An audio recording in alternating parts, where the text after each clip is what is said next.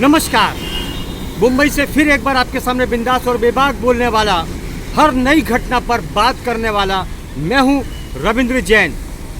दोस्तों, आज कुछ नई बात करेंगे। कोर्ट और मीडिया के बारे में बात करेंगे।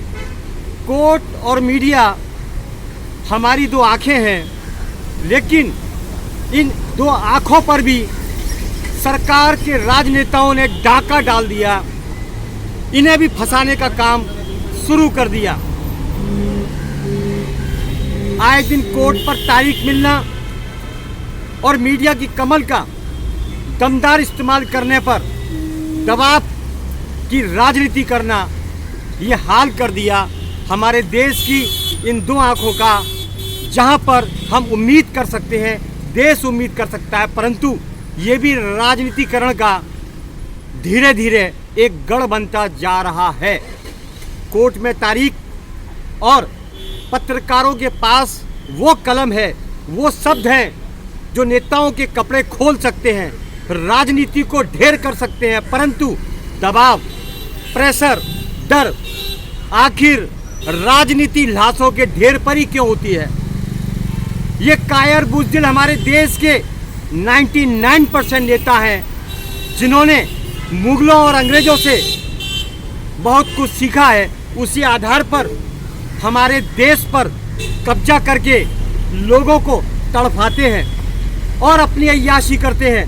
ये है भारत के राजनेताओं का काला खौफनाक सच।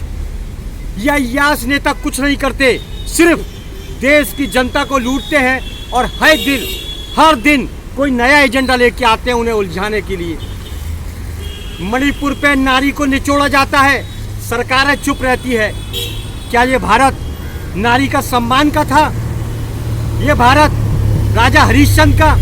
आज ऐसे हालात पैदा हो गए हैं कि राजनीति में झूठों का अड्डा बन चुका है और लाशों के ढेर पर ये राजनीति करते हैं। ये कायर हो चुके हैं, सत्ता के लालची लुटेरे हो चुके हैं। इसीलिए देश की दिशा बदलती गई और आगे भी बदल जाएगी। अगर कंट्रोल नहीं लगाया गया, इन नेताओं पर अंकुश नहीं लगाया गया, तो हमारे देश की दिशा मुगलों और अंग्रेजों की तरह बनती चली जाएगी। बहुत शर्मनाक विषय है हमारे देश का कि हमारे देश के राजनेता जो राजनीति करते हैं वो अड्डेबाजी करते हैं, ना कि राजनीति करते हैं। शर्म का विषय है। पब्लिक बोल नहीं सकती, पब्लिक गूंगी हो चुकी है, पब्लिक बहरी हो चुकी है, क्योंकि वो अपने घर के बजट में उलझी हुई है। आवाज उठाने वाले को ये कायर नेता, बुज़दिल नेता अपने पद का दुरुपयोग करते हैं और उन्हें फंसा देते हैं, जांच करा देते हैं, उन्हें सड़ा देते हैं। सवाल ये पैदा होता है कि ये देश राजा हरिश्चंद्र का था कि नहीं। सवाल ये पैदा होता है कि हमारा देश महाराणा प्रताप का था कि नहीं। योद्धाओं का देश था, ये इतिहास बताता है। ये मिट्टी पवित्र मिट्टी है, देव ऋषियों की मिट्टी है। फिर आज के नेता रक्त पिशाच कैसे बने? आज के नेता डकैत कैसे बने? आज के नेता अराजक तत्व कैसे बने? क्यों हो रहा है हमारे देश के अंदर अवैध कारोबार? क्यों होता है हमारे देश के अंदर ड्रग्स का कारोबार? क्यों होती है हमारे देश के अंदर सच बोलने वालों को मरवाने की राजनीति? इन नेताओं के ऊपर कौन सा कंट्रोल काम करेगा? बड़ा शर्म का विषय है।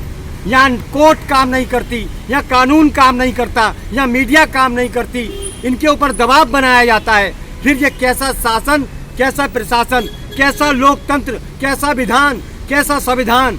बड़ा शर्म का विषय है। यहाँ तो एक ही विधान चलता है, एक ही संविधान चलता है, वह है नेताओं की लूट का संविधान, नेताओं की गुंडागर्दी का संविधान। मनमानी, हर बोलने वाले को फंसाया जाता है, दबाया जाता है, मरवाया जाता है, उलझवाया जाता है। ऐसा क्यों? ये कायर कहीं मुगलों के तालमेल में तो नहीं, ये कायर कहीं अंग्रेजों के गुलाम तो नहीं। विषय है, सोचना पड़ेगा, जवाब देना पड़ेगा, पर हम जवाब करते रहते हैं। इसका कोई जवाब नहीं, नेताओं के पास कोई जवाब नहीं, हमारे किसी भी सवाल का कोई जवाब नहीं, क्योंकि जवाब देने लायक ही नहीं है। ये तो कायर है, देश के लुटेरे हैं, देश को लूटने वाले। इसीलिए 130 करोड़ की जनता से विनती करता हूँ, आप सिर्फ एक ही नेता को चुनें और आवाज़ उठाएं। कि भारत के अंदर अगर कोई दूसरा नेता होगा अब तो वो योगी आदित्यनाथ होगा। इसके अलावा हमें कोई मंजूर नहीं। योगी आदित्यनाथ लाओ और देश बचाओ, यही मेरी विनती है, यही मेरा नारा है। देशवासियों जाग जाओ, अन्यथा ये नेता आपको और हमको सबको गुलाम कर देंगे। चलिए फिर आऊँगा नए विषय के साथ। मैं हूँ मुंबई से रविंद्र जैन। जय हिंद।